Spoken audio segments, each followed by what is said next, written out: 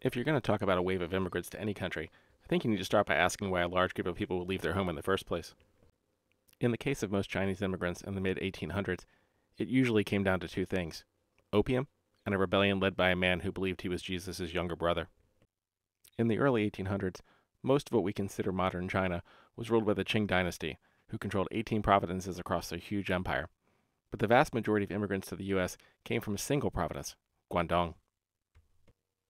Guangdong was a coastal area that was much more involved in international trade than almost anywhere else in China.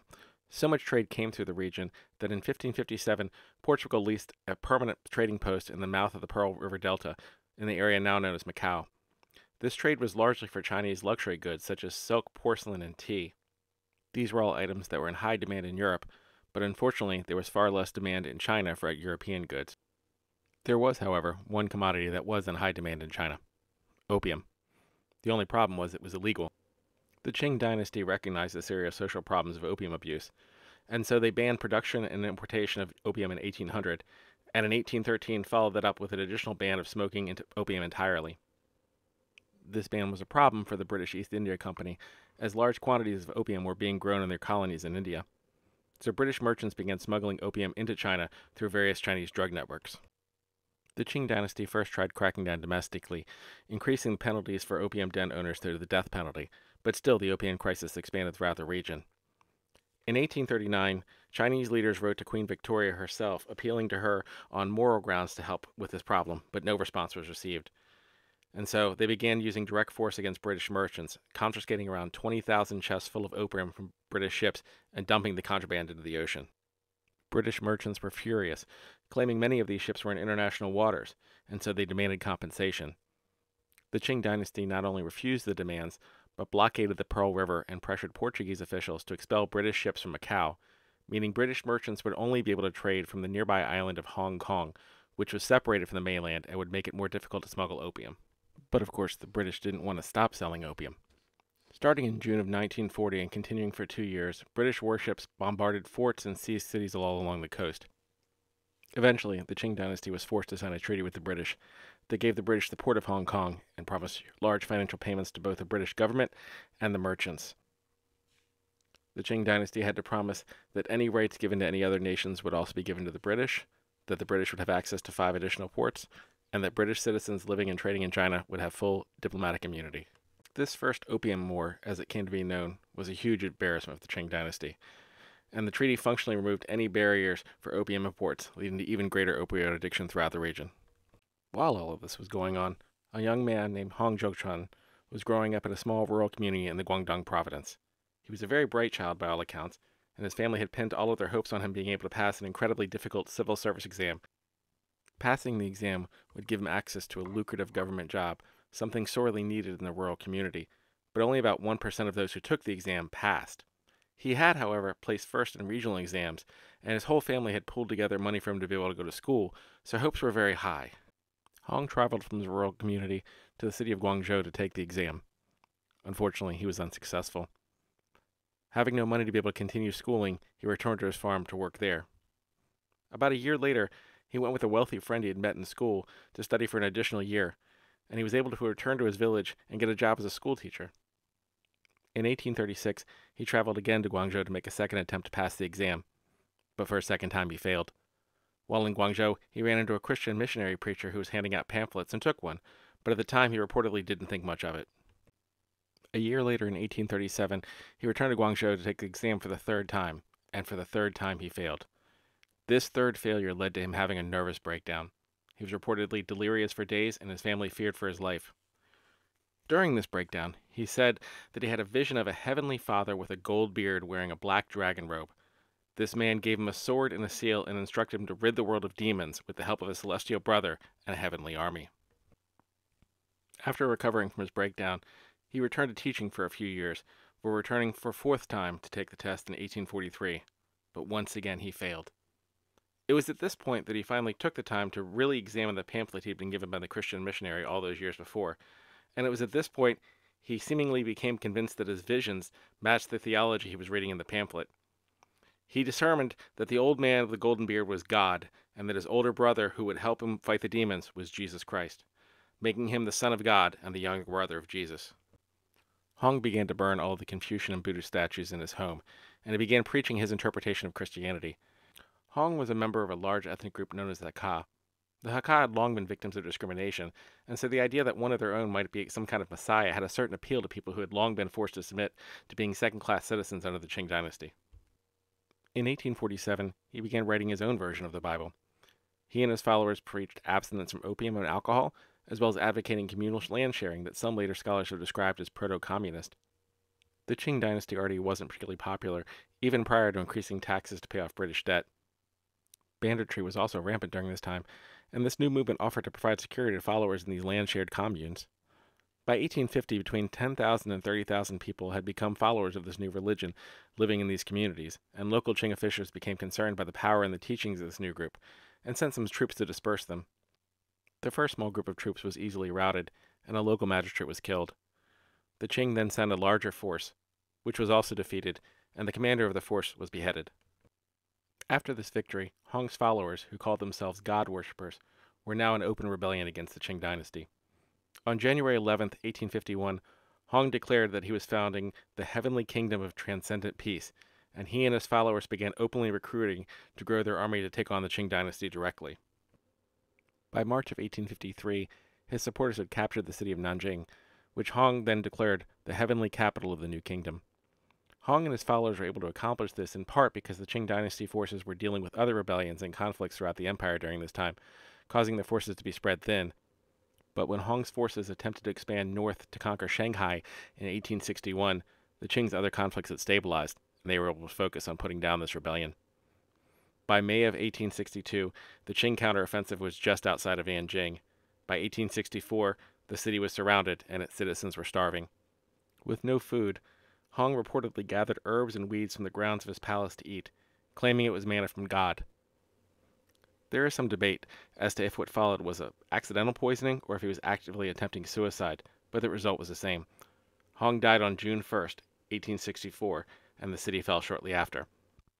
On July 30th, when Qing forces were able to reach Hong's grave, they exhumed the body, beheaded it, then cremated the remains, then shot the ashes out of a cannon just to make sure his remains had no resting place for his followers to visit.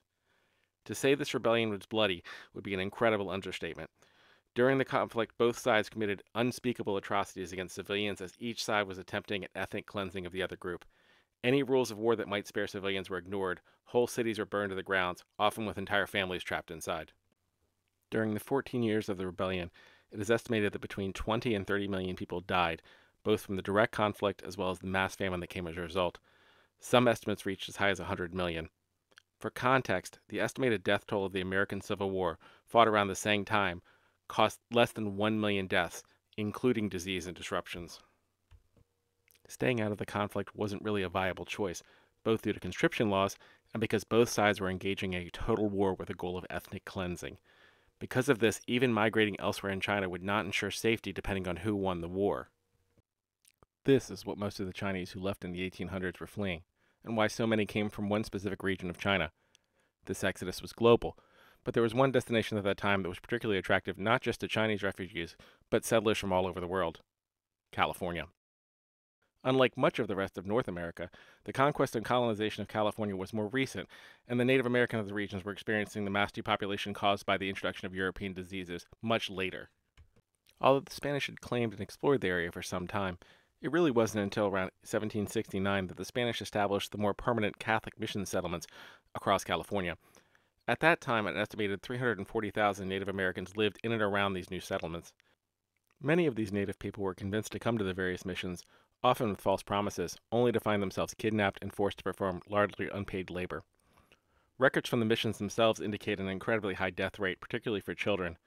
Baptism records show a rate of 3 in 4 children born into the mission system dying before the age of 2. These incredibly high infant mortality rates, combined with the introduction of European diseases and also just violence against native peoples, declined the California population by about 80 to 90%. In 1821, California became part of the Mexican Empire after Mexico gained independence from Spain. In 1833, the Mexican government began to secularize the missions into more or less privately owned ranchos.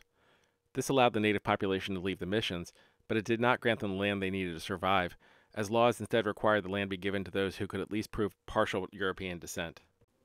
By 1845, the very unstable Mexican government was dealing with succession crises in Texas and in the Yucatan, with the United States already annexing Texas. Likely in an attempt to stir the American government into war with Mexico, in 1846 a group of 30 people, mostly Americans, seized 170 horses and a Mexican garrison in Sonoma, raising a bear flag and declaring the California Republic. Ironically, these men were unaware that the United States had already declared war on Mexico earlier that year, when Mexico had refused to sell the land in New Mexico and California. 2 years later, the Mexican-American War was over, and Mexico was forced to formally cede the whole region to the United States. At that time, the total estimated population of California was between 90 and 120,000 people, and it actually included a small Chinese community that had already been arriving since around 1820. But everything changed when gold was discovered outside of Sacramento in January of 1848. Between 1848 and 1852, more than 300,000 people moved to California, meaning that 75% of the population of California had been there for less than 3 years. Prior to 1849, only about 325 men had been documented as arriving from China into the United States. By 1952, that number had grown to around 25,000. The vast majority of these men came to California for the gold rush. Chinese immigrants, like many immigrants before them, would arrive at the docks and be greeted by those who had immigrated before them. Those who met them could be both helpful and opportunistic.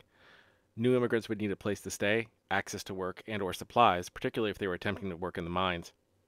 But there could also be a dark side. The San Francisco Herald reported that one of the people who offered help, quote, inflicted severe corporal punishment upon many of his more humble countrymen, cutting off their ears, flogging them, and keeping them chained for hours together. But they had few alternatives, and almost no protection from state authorities. When Peter Burnett was elected as the first governor of California in 1849, he stated during his first annual address, "We certainly have the right to prevent any class of population from settling in our state that we may deem injurious to our own society." This despite the fact that he only arrived in California himself a year prior. Burnett signed into law a requirement for all minors who were not U.S. citizens to pay a monthly fee of $20 a month, or the equivalent of about $800 a month today. When Burnett resigned suddenly after only a year in office, his immediate successor, Lieutenant Governor John McDougall, expressed more openness to Chinese immigrants, seeing them as a resource to be used to address labor shortages. His administration rescinded the $20 a month foreign miners tax, and he personally stated the Chinese, quote, were one of the most worthy classes of our newly adopted citizens, to whom the climate and character of California were peculiarly suited. But McDougall was so unpopular that he was not even selected by his own party to run for re-election the following year. In 1852, John Bigler ran on a platform of keeping the mines free from Eastern banking interests, funding military expeditions against Native Americans, and anti-Chinese immigration policies. The fact that he'd only moved to California in 1849 didn't seem to be a problem. After he won, the legislature almost immediately passed new anti-Chinese laws to, quote, check this tide of Asiatic immigration. These included a new monthly tax that specifically and only applied to Chinese laborers. On top of the monthly fee, anyone immigrating to California from China was also ordered to pay the equivalent of $4,000 in today's money within 3 days of entry. I think it's important to pause to acknowledge the hypocrisy of this, given that nearly everyone who passed this law had themselves immigrated to California in just the last 3 years, and that prior to that, California had belonged to Mexico, a Spanish-speaking country. And the legal issues for Chinese immigrants didn't stop with the legislature. In 1854, the California Supreme Court ruled that the testimony of a Chinese man who had witnessed a murder by a white man was inadmissible because the Chinese were, quote, a race of people whom nature has marked as inferior and who are incapable of progress or intellectual development beyond a certain point, as their history has shown, differing in language, opinions, color, and physical conformation, between whom and ourselves nature has placed an impassable difference, is now presented, and for them is claimed not only the right to swear away the life of a citizen, but the further privilege of participating with us in administering the affairs of our government. This same ruling also stated the same rule which would admit them to testify would admit them to the equal rights of citizenship, and we might soon see them at polls, in the jury box, and upon the bench in our legislative halls. This is not a speculation which exists in the excited or overheated imagination of the patriot and statesman, but is an actual and present danger. At the time of this ruling, the Chinese population made up nearly 10% of the total population of the state, but because of their status, they had no legal path to address criminal acts against them any longer. As a result, Chinese were easy targets for crime, particularly robbery when mining. One incident reported in a newspaper at the time indicated that 200 Chinese miners had been robbed and 4 murdered at a single location called Rich Gulch. By 1855, the gold rush was beginning to come to an end, and many Chinese miners shifted into other industries, some working in newly built factories and others in agriculture. Finding themselves abandoned by the government, they tended to live in close-knit communities when in urban areas, which are now generally referred to as Chinatowns. But even there, they faced discrimination. In 1855, when a fire broke out in Sacramento in the area of the city known as the Chinese Slough, the city firefighters allowed the area to burn as long as the wind was blowing away from the rest of the city. Then, after the area had burned down, they passed new zoning regulations requiring any buildings be built made of brick, believing this increased cost would force the immigrants out. Having been abandoned by the government, Chinese business associations and local community boards had been forming throughout the period to help provide, and in this particular instance, they were able to rebuild up to the new codes. These associations emerged in many urban areas. The majority were a mix of benevolent business groups and charities, but there were also some groups which, while they may have initially formed to provide protection, also engaged in legal activities. These activities could range from gambling, opium trading, and even into sex trafficking. Documents from the 1870 U.S. Census showed that 61% of the 3,536 Chinese women documented in California had prostitute listed as their occupation. Although it is likely that this number is at least somewhat manipulated by racist stereotypes of the census takers, and likely underreported women who stayed home for work, still there is no doubt that many Chinese women were tricked into coming to California with tales of becoming Gold Mountain wives, only to face a harsh reality on arrival. In 1862, the California legislature passed another law called the Anti-Coolie Act of 1862 that levied additional taxes on anyone of Chinese origin who applied for licenses to, quote, work in the mines or prosecute some kind of business. But in 1863, new opportunities emerged. Right in the middle of the American Civil War, work began on a Transcontinental Railroad. This project would require a huge labor force at a time when much of the country's labor force was engaged in military service. For once, Chinese disconnection from the government provided some advantage, as they weren't generally expected to participate in the war. Additional Chinese immigrants were being brought to work on the new railroad project using a credit ticket system that was functionally indentured servitude for most involved. Passage was paid from China into the U.S. in exchange for working on the railroad, usually for a period of 5 years. Between 1863 and 1869, roughly 15,000 Chinese workers helped build the railroad. They were paid lower wages and generally had to sleep in tents beside the tracks while their fellow workers slept in the rail cars. They made up the vast majority of the workforce on the section that started in Sacramento and headed east. On June 19, 1867, a tunnel explosion killed 1 white worker and 5 Chinese workers. This event, in addition to anger of only being paid about half of the wages of their white counterparts, led the Chinese workers to hold a general strike. Starting on June 24th, 3,000 Chinese workers over 30 miles of track refused to work until their demands were met. They demanded wages equal to their white counterparts and shorter hours, especially in dangerous tunnels. The railway responded by withholding food. The workers were first to return to work with almost none of their demands being met, or risk starvation in the Sierra Nevada wilderness. When the last spike was put in Omaha on May 10, 1869, it's estimated that 80% of the workers involved were Chinese. By 1870, all of the various racial taxes that were exclusive to Chinese immigrants made up about 25% of the state of California's total tax revenue, despite the total Chinese population making up less than 10% of the state's total population. But all of this hard work was not rewarded. In 1870, as part of a Reconstruction reform, Congress passed naturalization laws that allowed people of African descent to be eligible to become citizens, but specifically continued to exclude those of Chinese descent. And racial violence only continued to grow.